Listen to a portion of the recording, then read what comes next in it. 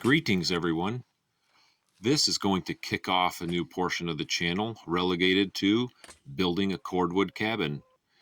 This project has been underway for us since last summer, and we will cover the hows and whys of cordwood, along with plenty of good old-fashioned grunt work. So we will let this episode stand as a baseline or the groundwork for the series. But hey, speaking of groundwork, let's roll right into it. Our groundwork began in August of 22. We trucked in approximately 38 yards of gravel, compacted it down, dug footers to the bedrock, and set concrete piers. Then we proceeded to pour 12.6 yards of concrete. And when I say pour, we're not talking about ready mix from the back of a truck.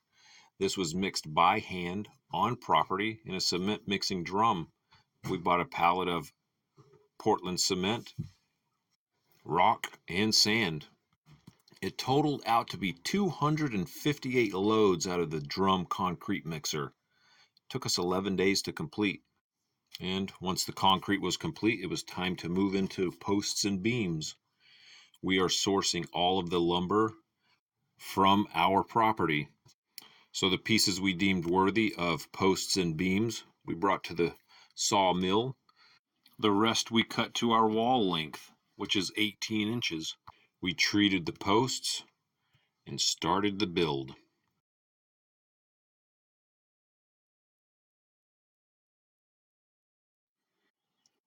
It is a multifaceted structure, so when we first began, we tried to address one wall at a time.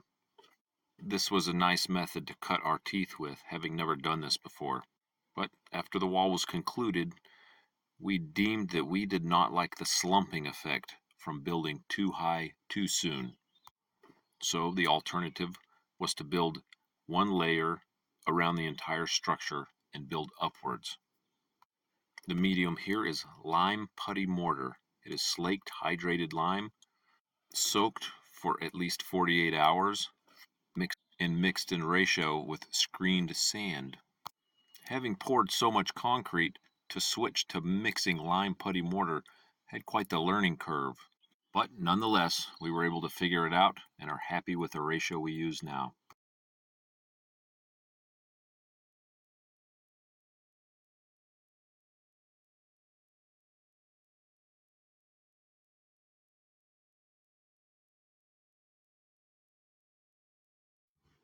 The fall brought unexpected heavy rains, so we rushed to cover the walls and took the downtime to source more trees.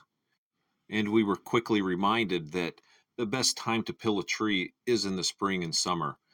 We can easily pill many trees in those months. In the fall and winter, however, it can take an entire day to peel a tree.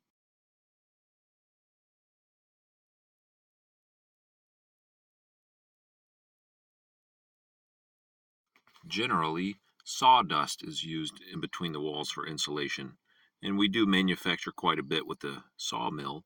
However, we have access to, a peat bog.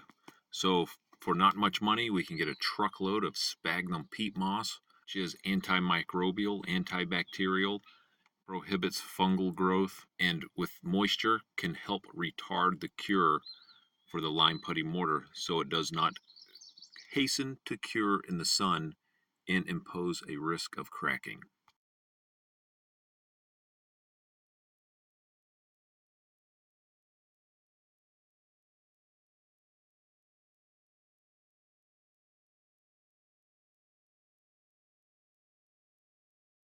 Inevitably, the seasons began to change on us.